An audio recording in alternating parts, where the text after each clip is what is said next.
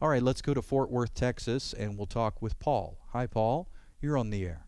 Uh, Thank you, Andy. I got a question to ask, and it has to do with the statement that Jesus said in his final moments on the cross when he said, "It is finished." Yeah. And I know that at that point, what I see, and I'm always open for people to correct me if I'm possibly wrong or what. Mm-hmm. But what I saw at the point of that cross was that he in turn is stating to the people that can see Mm-hmm. that now, from now on, the old works and the old laws and everything is finished. Mm-hmm.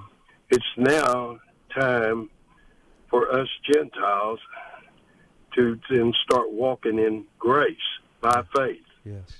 And but yet there's so many people with denominations that are out there, and what I see is Christ never called anybody into a denomination. Mm-hmm. He called them unto his son, unto him, Amen. which is the only church, that I can see. Yes. So for someone to go into a denomination and think that there are 18 steps or 30 steps, whatever they might have hiding behind the door, Mm-hmm. that you never see until you're there for a while, is so horrible, because then all of a sudden you find out that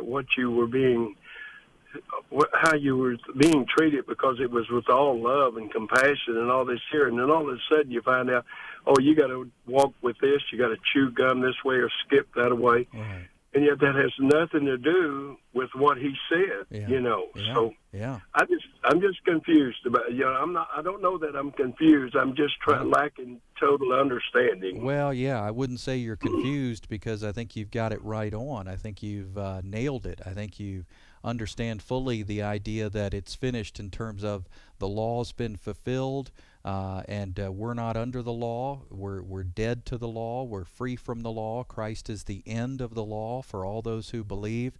And, it's a sad state we're in when we've got 100+ denominations that are popular in the United States these days, and people identify as Lutheran, they identify as Episcopalian instead of identifying with Jesus Christ, and we all run around with labels on our heads, so to speak, and say, where do you go to church? And then we identify where we go to church. Well, I mean, if you're sitting in a building for an hour a week, that's not your identity.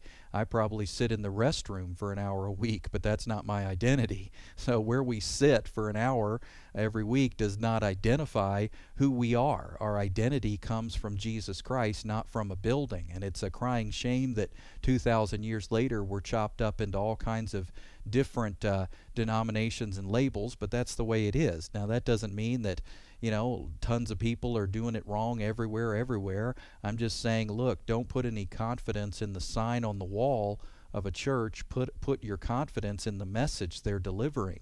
I've met Baptists who are way off base, and I've met Baptists who've got it just right, focusing on Jesus Christ and Him alone for salvation and for growth. I've met lots of people of different denominations, evangelical free. Some of them, in my opinion, are distracted. Others have it just right, and they know what they're talking about. They're focusing on Jesus for salvation and for growth.